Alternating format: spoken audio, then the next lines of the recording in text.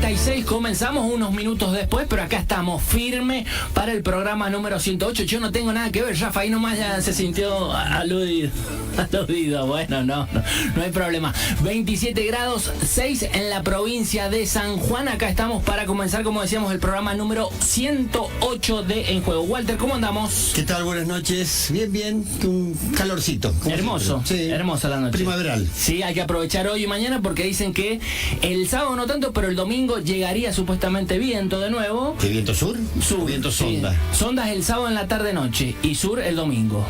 Bueno, y eso nos va a complicar. Un fernet el sábado a la noche. Bueno, para que baje el calor. Ya tenemos a nuestro entrevistado frente a nosotros que amablemente ha accedido a una entrevista. Aquellos que lo han visto en redes sociales, está acompañado por su esposa. Aquellos que lo han visto en redes sociales ya saben quién es, si no, como es habitual, vendrá la historia y Walter lo va a presentar.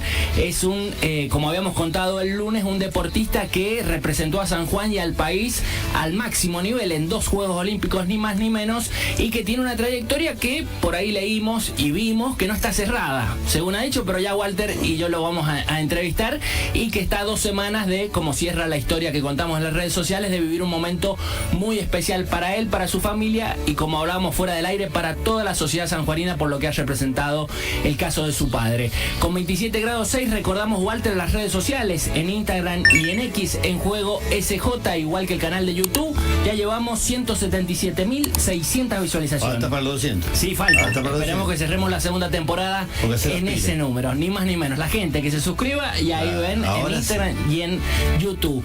Rafa, vamos al separador, por favor, y después de la historia de este señor, Walter dice quién es y comienza la entrevista.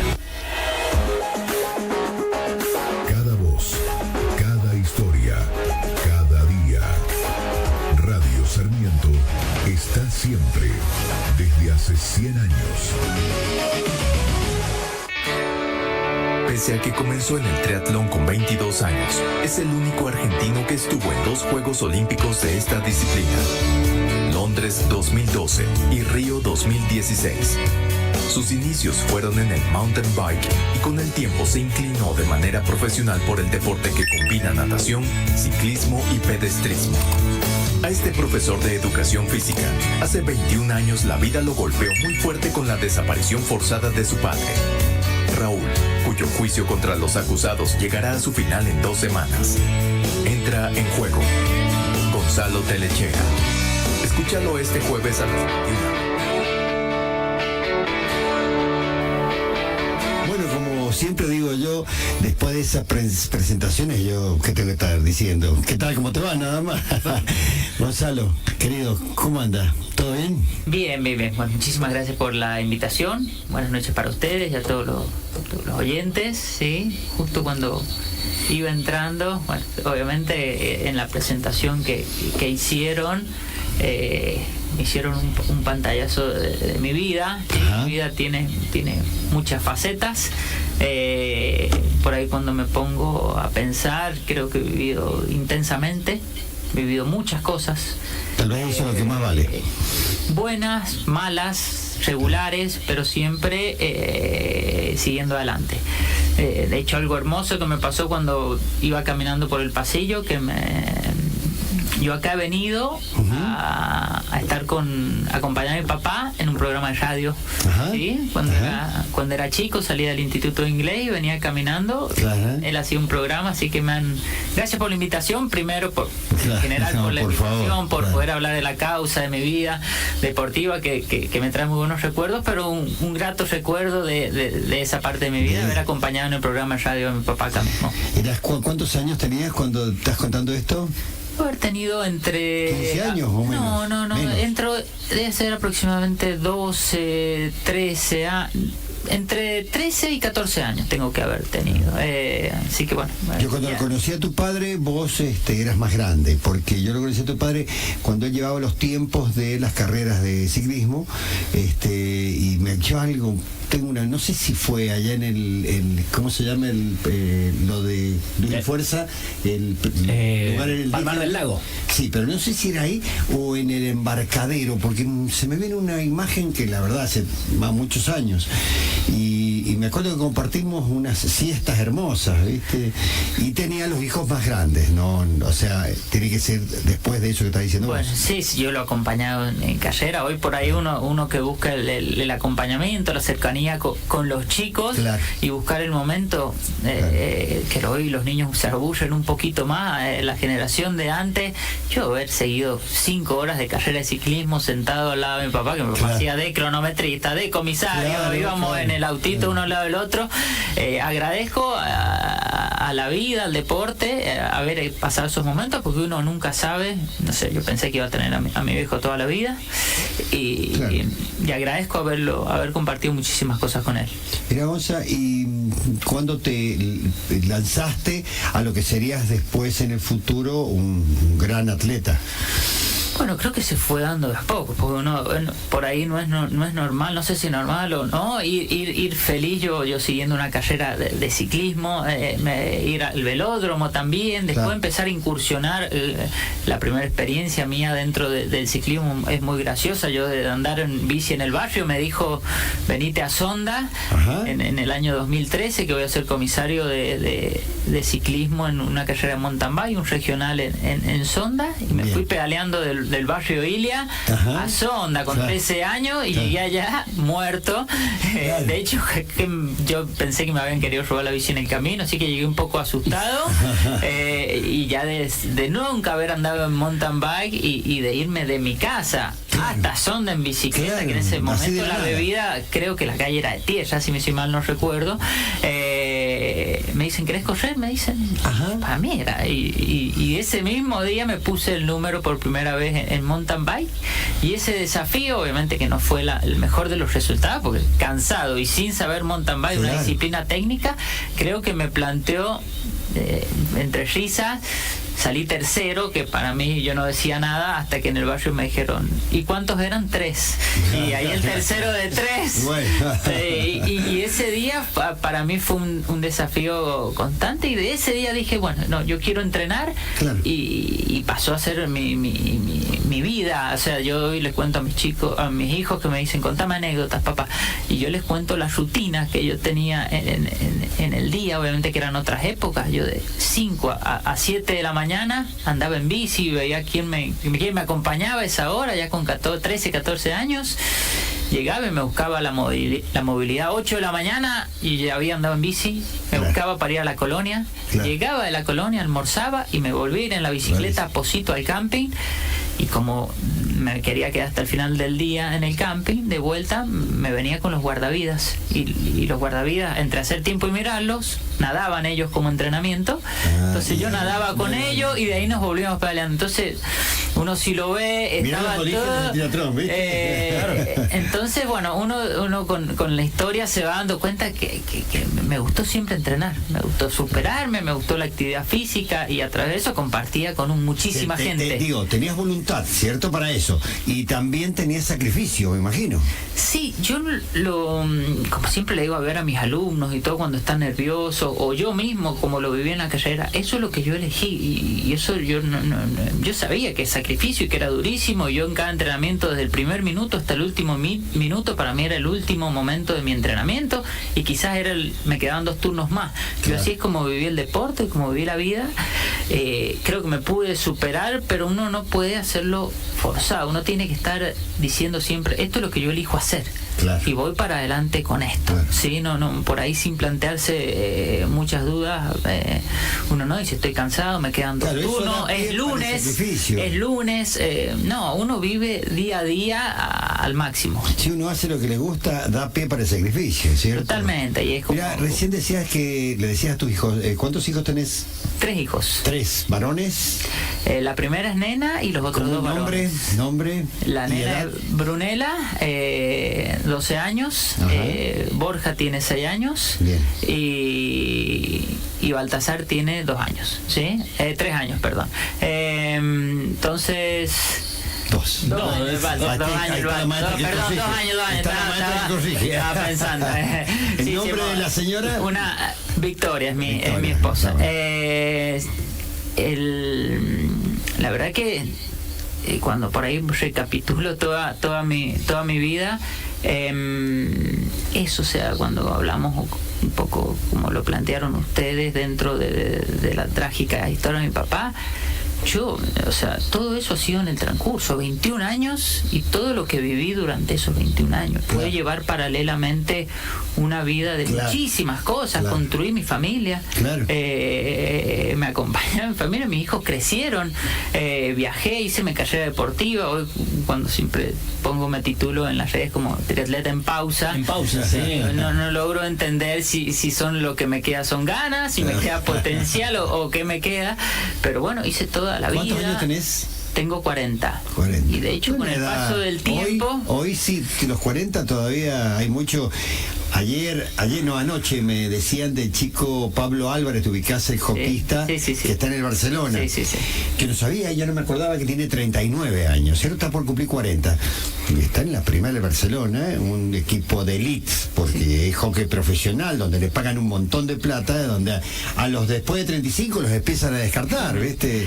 Y sigue ahí. Quiere decir que cuando vos tenés constancia y sos bueno, tenés chance de estar. Sí, no, bueno, y viéndolo de ese punto, mi deporte es mucho más de resistencia, mucho el hockey es muy físico, muy de contacto, muy explosivo, que uno dice con el paso del tiempo, la verdad que lo admiro, que con la edad que tiene juegue al nivel y al deporte que juega, ¿sí? Porque uno, entonces, sí, ganas, me falta un poquito pasa que estoy un poco en duelo de qué forma, o la decisión de qué forma vuelvo, si vuelvo a hacerlo un disfrute como amateur o me planteo un próximo objetivo, decir que en realidad es lo que a mí siempre me gustó, los desafíos, decir, bueno, veo con 40 años hasta dónde llego. Muchas veces deportistas de tu nivel que han estado en Juegos Olímpicos dicen que les cuesta mucho decir, bueno, me voy a divertir, voy un ratito, futbolistas que han venido, dicen, me voy a divertir, el primer partido se divierte, el segundo se divierte, el tercero no se divirtió más, y es a ganar. Digo, supongo que ese instinto, esa llama está. La naturaleza del humano creo que es, en el fondo, superarse y ganar. Sí, yo creo que es cuando es en el momento, una anécdota, por lo menos algo que yo pienso, es en el único momento en que uno es ganador. Yo siempre digo, eso es lo lindo de la largada de una carrera. Quizás estás parado al lado del campeón del mundo, pero en ese momento son iguales. Son iguales. Vos, antes de largar en la línea de largada, vos sos igual que el campeón del mundo. Entonces, bueno, de ahí en adelante, eso tiene que ser algo lindo, no tiene que ser algo nervioso, decir, no me va a agarrar y me va a agarrar el campeón del mundo y me va a sacar. No, yo estoy de igual a igual en este momento y elijo estar al lado del campeón del mundo. Vos sabés que cuando te voy a contar una edad chiquitita, cuando yo rendía para profe de educación física, yo fui durante 40 y pico de años profe, en Mendoza, era el INEF, en Mendoza, dependiente de San Juan, teníamos que recorrer el lago, eran 7 kilómetros, y me pongo al lado de uno que tenía musculosa, arito, todo de una pinta de chanta terrible, y me dice, le digo, no me gusta mucho, yo tampoco, me dice, y cuando yo iba llegando casi muerto, uno de los que alentaba la llegada mía era él.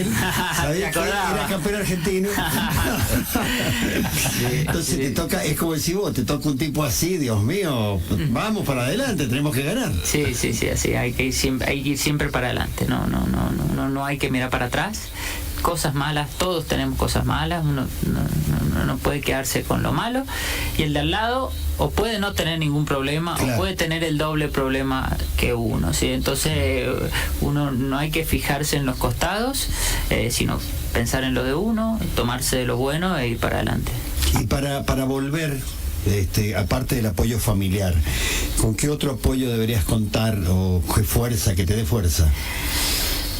Bueno, siempre tiene una cuestión económica, ¿no? Los materiales, todo, y uno y también un poco esa la duda. Amateur, uno puede tener un material de segunda, de tercera, quiere llegar, no importa el tiempo, decir, decir, ya compito elite, ya los materiales son otros, ya quiero andar rápido, los detalles cuentan. Entonces, bueno, pero hoy no le puedo echar la culpa a lo económico porque todavía no me lo planteo, ¿sí? Sería una excusa, y es lo que no me gusta a mí, ¿sí? Las excusas. Entonces, bueno, ya veré cómo lo tomo, pero no quiero que me quede el gustito de que me quede con ganas de más. Ese no quiero que me quede. Entonces la decisión yo creo que va a ser pronto, creo que voy a estar mentalmente un poquito más tranquilo pronto y de ahí decidiré lo que realmente quiero. Aquellas 2 veces que fuiste a Juegos Olímpicos, ¿contaste con el apoyo total? Sí, en lo que va de mí, no creo que no puedo echar la culpa a nada. Sí, yo sé que hay gente que tenía menos recursos, seguramente no, obviamente. Hay gente que era del primer mundo, de Europa. Claro. Entonces llegar ahí no se llega sin apoyo. ¿sí? Claro. O sea, económicamente uno tiene que tener apoyo. ¿Qué pasa en Argentina? No es generalmente bancar un proceso, porque no sobran los recursos, directamente tiene que estar primero el resultado. De hecho, mi ingreso a la selección fue cumpliendo directamente una clasificación, y una vez que la cumplí, hasta demoraron un poco en ingresarme. ¿Sí? Yo de los 14 años aplicaba para las becas de Nación y nunca me la dieron. Mira. Y yo todos los años, más que vivirlo como una desilusión, para mí era un desafío que me aceptaran en las becas. Me aceptaban, y recién en el año 2019 aproximadamente, ya de las 5 fechas clasificatorias, ganar 3, y era una obviedad y medio que se les estaba pasando por alto, y tuve que insistir muchísimo a nivel gubernamental, y eso no me apoyaron en el proceso, y en los resultados tampoco me habían estado apoyando, y a través de insistencia, te diría que casi carta documento, y con capturas de pantalla que bajaron. Sí. O sea, habían criterios en la página que yo los cumplí sobradamente, y cuando fui a reclamar los habían bajado los criterios de la página. ¿En qué año decís que te la dieron por primera vez a la beca? ¿2019?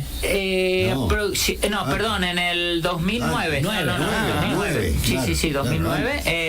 O sea, 3 años de tus primeros Juegos Olímpicos, recién ahí. Yo en 3 años hice mi clasificación olímpica, un proceso económicamente bancado y apoyado de mínimo 6-8 años, que tiene que durar un proceso. Claro. No, fueron 2-3 años, sí. Por eso es que te dije, pero bueno, fue un sacrificio tremendo. El día que me planteé querer llegar a un Juego Olímpico, y que dije, no me importa lo que digan, si piensan que soy un loco, yo voy a ir a eso. Y pasé de entrenar, yo entrenaba 6 a 8 horas por día, ¿sí? De lo que antes nadaba en una semana, pasé a nadarlo en un día, ¿sí? Aprendí a dormir boca arriba, porque para los costados no podía dormir del dolor de hombros que tenía, porque era la disciplina que tenía que mejorar. Claro. De hecho, hoy duermo sin problema boca arriba, sí, pero dormí como una momia, y sí, le digo. Entonces, bueno, pero es porque me quedó la costumbre. No podía dormir de costado del dolor de hombros que tenía, porque lo que tenía que mejorar era la natación. Eso es lo lindo del deporte. El ciclismo lo tenía por una cuestión de mis inicios en el ciclismo. Hice todos los ciclismos, mountain bike como un ciclismo de base, también pasé por la pista y por la ruta. ¿Ahí sacaba la diferencia? Sí, ¿qué pasaba? Si no salís en la distancia olímpica inserto en un grupo desde la natación, a la salida de la natación lo perdés. Claro. Y los primeros kilómetros, para colmo, son muy violentos en cuanto a intensidad. Claro. No saliste a 3 segundos y ya no estás, tenés que salir ahí en el grupo. Entonces, bueno, yo, es más, y es la bronca que me daba, porque yo pedaleaba y corría muchísimo más que algunos que me ganaban en el resultado final. Claro. Entonces, ¿pero por qué? Salían metidos en un pelotón, y vos salías y yo en otro, y yo remándola de atrás solo. Y bueno, pero esa mejora en natación, gracias a mi entrenadora Silvia Maldonado, depositó muchísima confianza en mí, yo en ella, y me permitió dar ese salto en la natación, y me inserté mundialmente en el triatlón. Sí, Silvia siempre ha sido tiene mucha constancia, digo, está. Silvia sí. Excelente, la verdad. La dedicación es que a ese nivel el entrenador tiene que estar consustanciado y convencido, como el atleta. Si alguno de los dos duda, está. Y bueno, también mi familia, sí, que Claro. Yo me pasaba viajando, de los 12 meses del año, 6 meses estaba fuera del país, claro. y no era solo eso. Cuando llegaba, yo llegaba a la mañana, después de 3 meses afuera, y en la tarde ya tenía que estar entrenando. ¿Cuándo fue deportista del año? ¿Te acuerdas cuando fuiste? Deportista de 2012, cuando fuiste a Londres. En el año. Creo que fue. O 2 veces. Fue en el Cuyo. Fui 2 veces y de hecho fue visionario el premio porque fue antes. Mirá. Fue antes de yo diría de mi ¿sí? ¿Sí? Bueno No votábamos, nosotros lo producían. Está bien, Claro. pero eso me gustó porque muchas veces yo toda la vida había sido primero el resultado y después el premio. Logro, claro. Y me acuerdo que el premio de Héroe Cuyo fue como visionario en ese sentido que estaba despegando. 2015 creo que ganaste una de las 2 veces y en el 12 la otra. Sí, pero era- 2 veces ganó, sí. Sí, la verdad que bueno, mira, bueno, siempre es bueno hacer memoria y ustedes la tienen, así que ¿Te acordás, antes de ir a la primera pausa, agradeciéndole a Gonzalo Telechea haber venido y estar acá con nosotros? Dijiste recién cuando me puse de meta y me dijeron vos estás loco, ¿te acordás de algo? ¿Un clic? ¿Una charla? ¿Un video? ¿Hablaste con alguien? ¿Te Sí. acordaste de algo? Sí, fue un campeonato, yo fui a un campeonato argentino de duatlón, que de hecho tengo una anécdota de esa carrera. Hay un Víctor Clivio, un entrerriano, que podría haber sido excelente, al nivel de Oscar Galinde, que es una persona que trascendió. Claro, Llegó claro. un momento que ellos estaban a la par. Nada más que Oscar... Cordobés, ¿no? Sí, Sí. Oscar supo saltar, se fue a Brasil y profesionalmente creció, pero llegó un momento que ellos andaban a la par, era Oscar o Víctor Clivio. Bueno, largamos un duatlón juntos, yo siendo un juvenil y él un elite. En la parte de pedestrismo inicial, porque duatlón es correr, bici, correr. Claro. Yo me despegué un poquito hacia adelante. Yo sabía que él andaba muy bien en bici. Bueno, atento cuando me pasó, él me quiso pasar rápido y bueno, yo me metí atrás de él.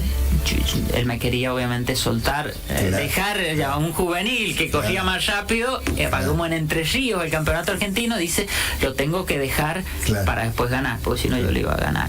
Y empezó a meterse entre medio de los pelotones porque íbamos alcanzando gente, sacándole vuelta o habían largado antes. Obviamente una maniobra un poco arriesgada porque bueno, se metía. Yo tenía oficio de ciclismo y él se toca con uno de adelante en esto, se cae, yo no me caigo y yo lo espero para empezar. Ya que me ganan, que me ganen bien. Claro. Lo espero a Víctor y cuando me alcanza yo veo que le faltaba el asiento a él. Él iba con los rieles de abajo y lo vi que se sentaba igual en los rieles. Me llamó la atención la perseverancia que tenía. Y tiraba, seguía tirando. Yo le tiraba un poquito más porque me daba cosa, pero no tenía mucho más. Y justo cuando estábamos bajando a correr, él me dice, ¿y ahora qué hacemos? Porque obviamente yo lo había esperado, él había tirado un poco más y yo le dije que gane el mejor, y bueno, y gané yo. Y ahí creo que generamos un vínculo. Yo después viví muchas cosas con el hijo también. Y cuando terminó la carrera, hablando, lo escuché que todo el mundo le preguntaba cómo andaba, por qué se había alejado. Y él triste decía, me arrepiento de no haberlo intentado. Me dice, porque obviamente lo comparaban siempre con Oscar. Claro. Y él podría haber sido como Oscar. Y él lo vi triste, amargado en ese sentido. Yo lo vi y era simplemente porque no lo había...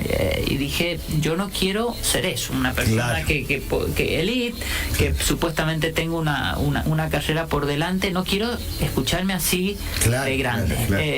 Entonces... volví y tomé la decisión. Dije, no importa a dónde llegue, no quiero internamente tener esa sensación que escuché en él. Mirá vos. Y ahí decidí y me la jugué con todo. Y se dio. 22 en punto, estamos hablando con Gonzalo Telechea. Vamos a ir a una breve pausa para entrar en el segundo bloque, donde vamos a hablar seguramente de otros temas. Programa número 108, como decíamos, recuerden, en el canal de YouTube, en Juego SJ, se suscriben y a partir de mañana a la tarde ya está el programa entero y los shorts. Pausa y ya venimos. Donde hay una noticia, hay una voz. Radio Sarmiento, 100 años en el aire. 22:05 con 27 grados 6. Continuamos en el programa número 108 de En Juego en LB5 Radio Sarmiento, FM 104.7 AM 1120. Nos íbamos a la pausa, Gonzalo, hablando de cuándo fue el clic para ponerte de objetivo un Juego Olímpico. Y bueno, llegó el 2012 en Londres. ¿Qué recordás de esa preparación, de estar allá? Bueno, ¿qué se te viene a la mente? Por ahí la gente, para explicar, para llegar a un Juego Olímpico hay dos caminos. O sea, siempre juntando puntos a través del ranking. Uno es por un ranking mundial que entran 49 atletas, y después creo que hay después una invitación y 5 más, que es la New Flag, personas que no hayan entrado por el ranking mundial, un representante por continente para que haya banderas en todos los... Uno por continente. O sea, para que sí o sí haya una bandera por continente. Exacto, se le dice new Flag por eso, una nueva bandera. Bien. Que representa el continente que esté presente. Yo siempre me imaginé, a ver, yo fui en el año 2010 al Triatlón de La Paz, justo en el... yo no sabía de lo que era el sistema de clasificación. Yo decía que era un Juego Olímpico y entrenaba, pero no sabía cómo se clasificaba. Ahí, claro. En enero, con chicos de Buenos Aires, fuimos una carrera, un campeonato panamericano en La Paz, Entre Ríos. Y ellos muy ansiosos, bien revisando los puntos. Y a mí me fue muy bien. Por decir, creo que haber salido quinto, ellos salieron 12, 15, y yo veía que se fijaban mucho en los puntos. Si ellos salieron 12, 13, yo quinto, y se fijaban ellos en los puntos, bueno, me di cuenta rápido que tenía así ellos expectantes a un ranking, pero un ranking continental, así que más que nada ellos buscaban la New Flag. Yo dije, bueno, entonces que si ellos lo buscan, y empezamos a viajar justo con el ENAR. En ese momento tuve un buena inserción a nivel internacional porque había recursos a través del ENAR, mucho en ese sentido, y me empezó a ir muy bien, y ya empecé a ir a carreras donde sacaba puntos en las Copas del Mundo, y en campeonatos panamericanos dan puntos para el ranking mundial. Obviamente también te suma para el ranking panamericano, pero una carrera panamericana no te suma para el ranking mundial. Entonces yo ya empecé a correr a nivel Copas del Mundo, que también me hacía crecer en el otro ranking. Yo iba ya había trascendido, de hecho, pero me faltaban puntos. Corrí una Copa del Mundo en Japón y hice podio en Japón, una Copa del Mundo. Era histórico, y siempre he tenido un guía, un chileno, que ha sido presidente de la Federación Chilena, que me ha hospedado, él siendo padre, que yo competía. Yo de chico, él me buscaba de la terminal, me hospedaba en la casa, me llevaba a las carreras, hasta me daba plata él de su bolsillo. Claro, un compañero de verdad. Era un gran, yo corría contra los hijos, y él tenía eso. Yo andaba mejor que los hijos muchas veces, y él igual me apoyaba. ¿Cómo se llama? Agustín Rivero. Agustín Rivero. Una persona excelente. Y él, de hecho, él me dijo, oye, Tele, me dice, si quieres trascender en la vida, trasciende primero en el deporte, me dice. De esa forma vas a ser escuchado, me dice. Excelente todo lo que me decía. Bueno, salí tercero en la Copa del Mundo en Japón, y me llega automáticamente un mail, me dice, oye, Tele, tienes mucha posibilidad de entrar por ranking mundial. Y yo empecé a hacer otros números. Él llevaba sus números, por sí, eso. Él era un estudioso, un fanático del triatlón, porque los hijos competían. La hija Bárbara Rivero, una eminencia en el triatlón chileno, es históricamente lejos la mejor. Y él me dice, estás muy bien, si seguías así puedes clasificar por ranking. De hecho, eso me permitió seguir escalando en el ranking, y cerré la clasificación en Madrid. Se tenían que dar muchísimos resultados para que yo ingresara por ranking olímpico, y había un chileno muy expectante, porque si yo saltaba a ranking olímpico, él quedaba como New Flag. Era para ir de algo imposible, claro. Y quedó como una anécdota que después de la carrera nos juntamos, y fue algo muy lindo para los dos. Quedó él y fue. En Casa de Campo en España, en Madrid, corrí con, estaban todos, porque era la última carrera clasificatoria, y me logré saltar al ranking mundial, clasifiqué a los Juegos Olímpicos, y bueno, me tocó una parte, vi llorar al que yo desplacé, pude abrazarlo y decirle perdón, pero bueno, así es el deporte, me saludó re bien, ¿sí? Un belga, y así es como fui a los Juegos Olímpicos de Londres. Una experiencia de clasificación hermosa, conocí el mundo. ¿Y qué es un Juego Olímpico? Es todo. ¿Es aparte algo especial, aparte de cualquier otra competencia? Es todo. Es como si dentro de eso vos, si te dijeran cuál es tu sueño, cuál es lo mejor de tu vida. Claro, competir en un Juego Olímpico.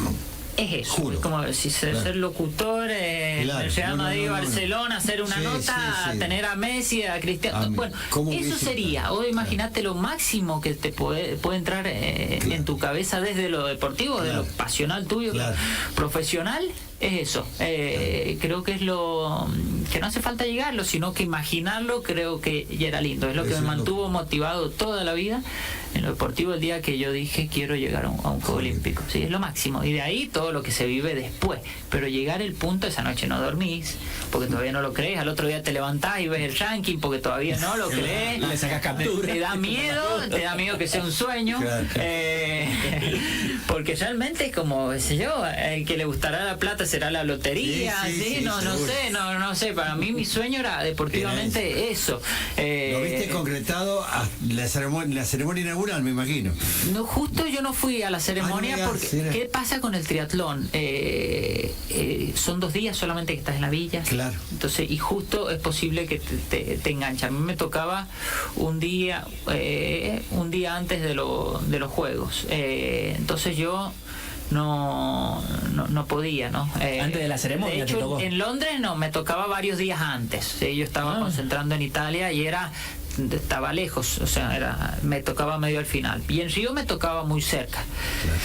Y bueno, así como decidía, no quería que en la carrera tener algo porque esos te buscan a las 5 o 7 de la mañana, comes parado, es un día perdido, digamos, desde el entrenamiento y el cansancio, que eso yo no lo quería hacer, lo veía en la tele, tranquilo, en el sillón, no quería que en ese momento, es para lo que trabajé toda mi vida, después voy a ver un concierto, lo veré la repetición en la tele, pero quería que nada influyera en cuanto a mi rendimiento deportivo. Si vos me decís, ¿te arrepentí? Obvio que me arrepiento, pero bueno, las decisiones hay que evaluarlas en el momento, y de eso se trata la vida, de tomar la mejor decisión posible en el momento. Seguro. ¿Y los rendimientos a la distancia, 2012, 2016, más allá del resultado, qué sensaciones te han quedado a vos? Bueno, yo tuve un problema. Para el 2016 clasifiqué mucho mejor. De hecho, los últimos 2 meses, en Londres clasifiqué en la última fecha de lo último, salté. Para Río ingresé mucho mejor. 2 meses antes ya había entrado muchísimo más arriba, y de hecho me hubiese ido mucho mejor en la carrera, pero tuve un accidente, debe ser 2 meses antes de los juegos. Tuve un golpe en la pileta con un compañero y me fisuré las costillas, ¿sí? Un golpe, yo dando la vuelta y él entraba a la pared, yo salí a la pared y me pegó justo con el hombro en las costillas. Y fue realmente amargante. Yo 1 semana antes de los juegos no podía salirme por el borde. Sí, no me podía empujar, salía por la escalera todos los días más, sesiones de fisio, de kinesio, y bueno, físicamente eso no pude llegar al 100%. Claro. No anduve mal, porque bueno, ahí en triatlón te la pegan, te sacan vuelta y te bajan, o sea, es bastante exigente. ¿Me hubiese gustado un mejor resultado? Sí. Que hubiese podido seguramente hacer un mejor resultado, sí, pero bueno, en el momento es injusto. Todas esas son especulaciones. El deporte de alto rendimiento es en el puesto que terminaste. No hay que dar explicaciones. No sirven después. No, así es el deporte. A ver, el favorito a medalla se cayó, se quebró y no pudo participar, si es por decir. Quizás alguno corrió lesionado al lado mío y me ganó, ¿sí? pero recién lesionado. Entonces no, creo que no, son anécdotas, pero sí me hubiese gustado llegar un poquito mejor preparado. En la previa. Pero bueno, se dio esto, pude competir, pude clasificar mejor, fueron unos juegos divinos, me acompañó mi familia, que fue un condimento especial, toda mi familia. Mi hija, mi esposa, toda mi mamá, mis hermanos, muchísimos argentinos, porque estaban en Londres, pocos, o escuchaba muy lejos, de lejos, algunos que me acompañaron, muy lejos, muy algunos caro, amigos muy a todo, Londres, claro. sí fueron, pero acá era como como en casa, como en casa. No me favorecía el clima, yo soy de clima frío. Ajá. Más allá de que soy o el calor seco o todo lo que frío. sea frío. ¿Sí? El calor húmedo nunca fue mi clima, mi clima ideal. Pero bueno, son cuestiones, para todos es igual el mismo clima. Sí. Pero bueno, es el deporte y yo cumplí de la misma forma, y es algo que me propuse, salga primero o último, que sea una buena experiencia, tanto la noche previa como... Claro. No puedo no disfrutar el 100% y todo el tiempo, toda la experiencia previa, durante y después. ¿Sí? Gonzalo, ¿cuándo fue el momento, cuándo y cómo fue el momento en que decidiste dejar de participar en Elite, ¿cierto? En lo mejor. Sí, fue una decisión dificilísima, yo diría, es casi un duelo, ¿sí? El decir, de hecho, por ahí cuesta tomar las decisiones por eso, porque ha sido una experiencia tan linda en mi vida, que quizás no vuelva a competir nunca, y no te voy a decir que estoy retirado, ¿sí? Quizás porque internamente uno la pasó tan bien y cumplió tantos objetivos que le cuesta decir no corro más, es como pero me costó mucho ya la clasificación hacia el tercer Juego Olímpico, que es donde yo quería.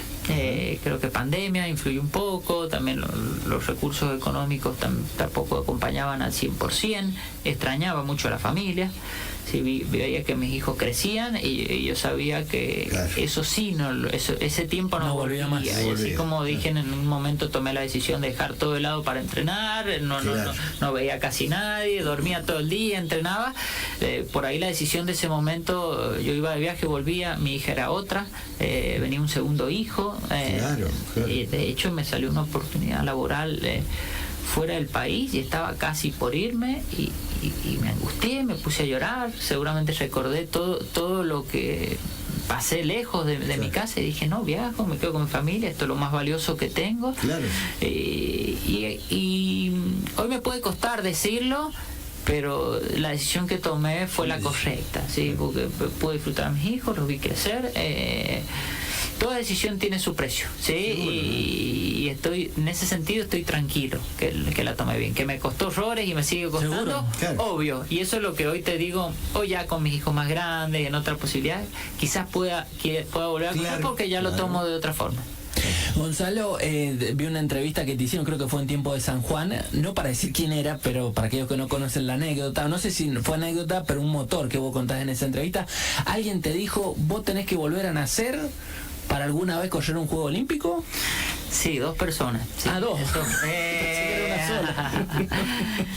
Sí.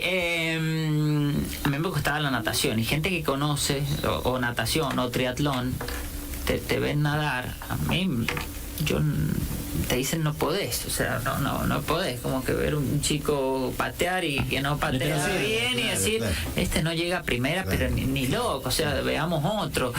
Y eso, y la verdad que no eran tan malos con la apreciación, si uno sí hay que ser autocrítico, pero creo que no contaban con la perseverancia que iba a tener, de solo estamos hablando de... ¿Y qué edad tenías cuando te dijeron eso? ¿Te acordás más o menos? Y tenía en el año 2009, debo haber tenido 24 años, 25 años. Pero a ver, te estoy hablando de que yo nadaba 12 kilómetros por día. Sí, era una cosa, doble turno, me pasaba 4 o 5 horas metido en el agua, cosas que uno no lo puede creer. Y después todo lo otro del deporte, y muchas cosas eran ensayo y error. Yo siempre fui por más. Yo acumulaba horas y llegó un momento que ya quería entrenar 8 o 10 horas y me di cuenta que no podía ni flotar. Pero bueno, no quería quedarme con la duda de que me faltaran horas y metros. Claro. Y de ahí lo fui acomodando. Creo que me ayudó muchísimo eso y esos desafíos. O sea, eso de que te digan que no se puede. Que vos no vas a poder. Eso lo capitalizaba frustrándome, deprimiéndome y dándole la razón. Claro. Y si hoy tengo que decirlo, lo abrazo, le agradezco, le hago un chiste, mirá lo que lograste. No, ni loco iría y le daría, tomá, llegué, ni loco le diría eso. No como una revancha, sino lo capitalizaste, claro. de otra forma, y le diría, mirá ese comentario, y hasta le hubiese dicho que algo de razón tenía, lograste hacerme llegar a un juego olímpico. Claro. Entre otras cosas, más allá de mi sueño legítimo. Sí, sin lugar a dudas una fortaleza mental, creo yo, más allá de lo físico, lo que te llevó a superar eso y poder justamente superarlo. La última de mi parte, Gonzalo, agradeciéndote, quiero tocar el tema del cierre de la historia de tu vida. Estamos a 2 semanas, creo que es el 21 de octubre, para aquellos que no saben, es cuando se va a leer el veredicto, digamos, en la causa de la desaparición forzada de tu padre. ¿Qué sensaciones tenés? Sé que es un tema muy difícil de poder plasmarlo en palabras. Sí, no, y uno por ahí se separa lo deportivo, pero es mi vida, es lo que me tocó vivir, así como dije que tuve una familia que me acompañó. La causa de mi papá me caló completamente profundo, más con él, con lo que viví deportivamente, yo con él. Y transcurrió siempre paralelo a tu vida. Y yo nunca pensé, los últimos años. Con esto del malo, la cantidad de horas que le estaba dedicando a la causa y organizando unas marchas y dejando de lado mi entrenamiento. De hecho, yo mi temporada la planificaba para el 28 de septiembre estar acá en San Juan. Ah, sí. De hecho, tenía que volver de Italia, y que es donde generalmente estaba, y yo me volvía porque lo tomé realmente, no tenía otra opción. Sí, yo internamente, primero por el afecto y el amor que le tenía a mi papá, y otra cosa por la convicción de que cómo iba a dejar morir la causa que habían hecho desaparecer a mi papá. O sea, no puedo, no. Y sumado a eso, el movimiento social, la gente que acompañaba, yo nunca podía hacer menos que o sea, si alguna vez tuve duda y veía gente de Todos por Raúl, periodistas, amigos que me preguntaban y decían sigamos, yo nunca podía ser menos que nadie. Claro. En ese sentido. Claro. Si alguna vez dudé y dije ya lo hicieron desaparecer, estas personas que se pasean por la calle impunemente van a seguir viviendo, dije, y la gente, yo nunca pensé en renunciar por eso, nunca puedo ser menos que la lucha social que estaba llevando a cabo San Juan. Reclaman justicia porque llegó un momento que era la causa de mi papá, pero era el deseo de cortar impunidad, porque mi papá era una persona común, claro, común y corriente, sencilla, que quisieron ensuciarla con una denuncia y querer crear una imagen de prófugo. Yo creo que eso está más que claro, que no fue así, y yo dije, mi papá hay que llegar a fondo con esto, primero por mí, por mi amor con él, y después como sociedad sanjuanina. Si no se soluciona, no se corta y no se le vuelve a dar valor a las instituciones, ¿para qué están? ¿Sí? De hecho, que es lo que nosotros confiamos en la justicia, que claro, se tome una decisión, que de hecho la otra parte, digamos, metiéndonos un poco a lo técnico, es lo que ellos han desprestigiado completamente. La otra parte como que por arte de magia, sí, no tenemos nada y que llegamos a juicio. No, es desprestigiar todo un proceso judicial, social, y todo hemos avanzado, y hay muchísimo más allá de toda la impunidad, encubrimiento que ha habido. O sea, y creo que al sanjuanino le caló fuerte esto, ¿sí? Decir, no, es una persona común, podríamos ser cualquier nosotros, y queremos justicia, queremos verdad. Si no es a través de alguien que se quiebra a otro, que sea a través de una sentencia. Entonces, bueno, obviamente que estamos muy ansiosos. Yo estoy muy confiado porque el juicio, la verdad, que tomó otro curso. Lo que nosotros acusábamos, lo que hemos llevado como prueba no se ha usado, simplemente se ha tratado de reforzar lo que siempre criticamos nosotros, que era papá como prófugo. ¿Sí? Eso va por otro lado. Claro. ¿Sí? A ellos también los denunciaron y los sobreseyeron. A mi papá también lo denunciaron y lo sobreseyeron. Pero a ver, han pasado 21 años. Sí. Sobran pruebas. ¿Sí?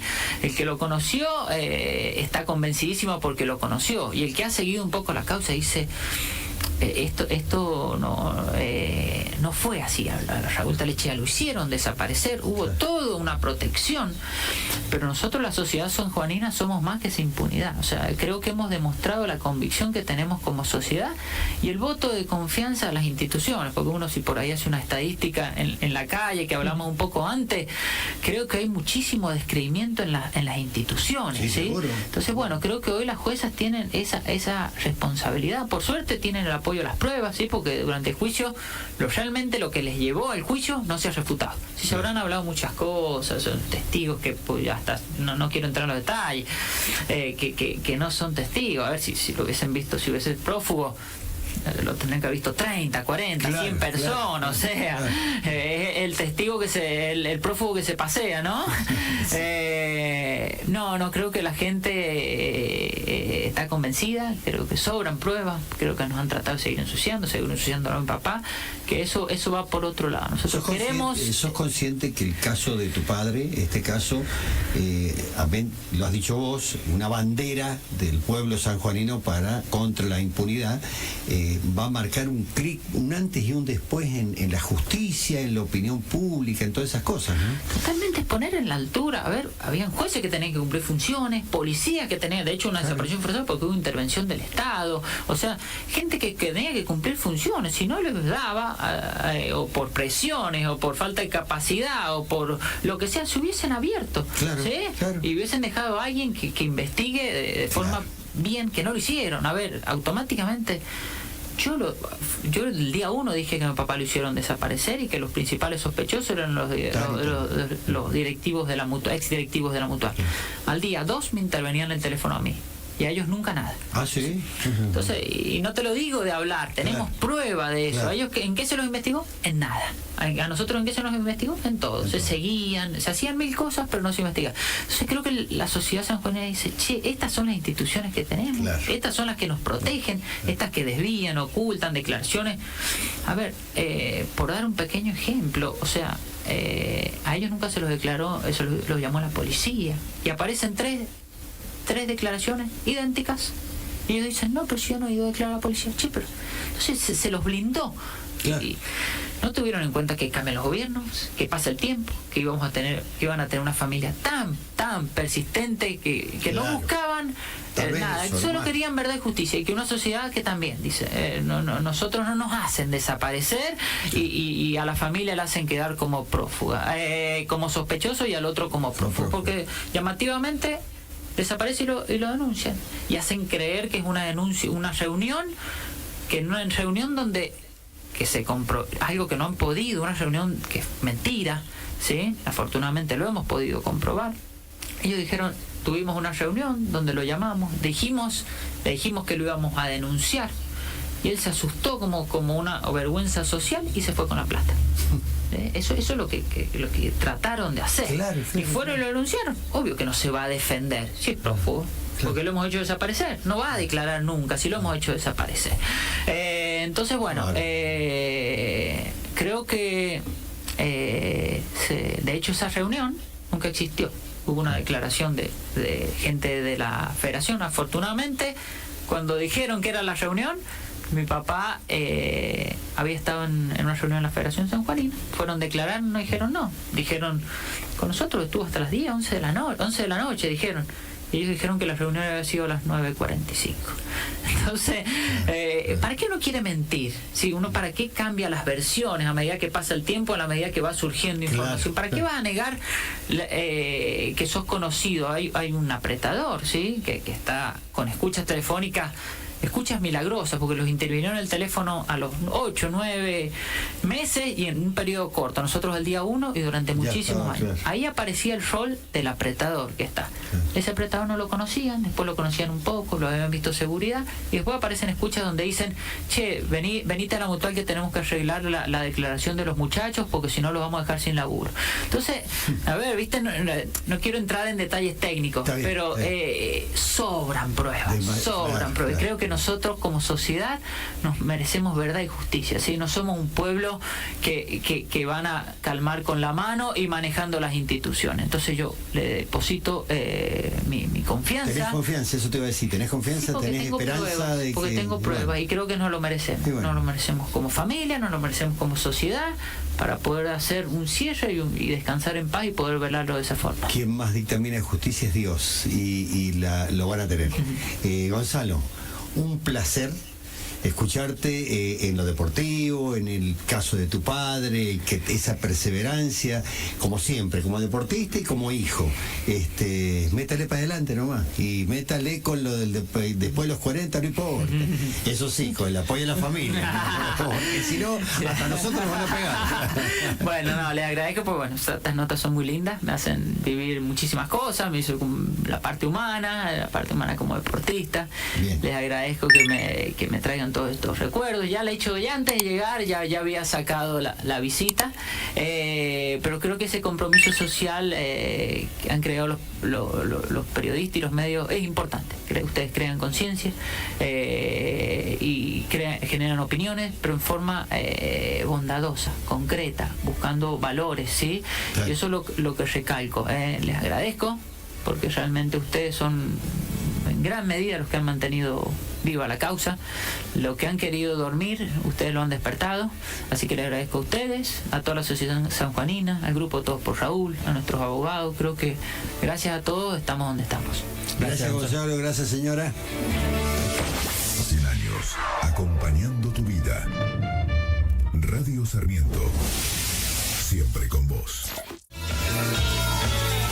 22:35, ahí pasó la charla con Gonzalo Telechea. Nos extendimos porque obviamente el protagonista, su historia deportiva y también personal, por supuesto, más en este momento, a 2 semanas de una situación y de un veredicto, de un juicio que espera, como decíamos con Gonzalo y con Walter, toda la sociedad sanjuanina, no solamente la familia Telechea. Toda la entrevista con él, recuerden, en el canal de YouTube, En Juego SJ, ahí se suscriben y a partir de mañana a la tarde ya estará ahí subida a nuestro querido canal. Vamos a la información del fútbol porque mañana recordemos que abre la fecha nada menos que el verdinegro de Concepción. San Martín va a visitar a uno de los grandes de nuestro país como es San Lorenzo por la fecha 12 del torneo clausura. A las 14:30 el equipo de Pipi Romagnoli estará jugando en el nuevo gasómetro contra San Lorenzo. Dirige Pablo Dóvalo, va a ser el árbitro que va a estar en la cancha, mientras que en el bar estará Fabricio Llobet. La reserva de San Martín hoy obtuvo un buen resultado, ganó 2-1 en el predio Manuel Mas, le ganó Independiente y con este resultado, por ahora, solamente por ahora, diga Marcelo Araujo, se encuentra en zona de clasificación porque está séptimo, con 17 puntos en la zona A del torneo clausura del campeonato del torneo Proyección. Recordemos que la próxima fecha, Walter, San Martín en primera, no en primera, porque en primera va a jugar con Independiente, pero en la reserva, que viene una fecha adelantada, va a ir a Mendoza para jugar con Godoy Cruz, ¿sí? Así que mañana veremos un partido especial para el Pipi Romagnoli, que visita a San Lorenzo, club donde es absolutamente ídolo. Será un partido de inflexión, de esos que sirven para decir hasta acá llegamos Sí, como se dice, el click o el crack. Claro, Cuando claro. a veces dicen, ¿no? Puso en duda su continuidad después del 0-0 con Instituto, cuando llamó la atención que en la conferencia de prensa dijeron, bueno, hoy estoy acá, vamos a seguir. Había tenido una charla con Medowski en un contexto de un partido donde San Martín jugó, como dijimos, pésimo, y fue un partido especial, recordemos, media hora suspendido por los barras de San Martín. Claro, sí.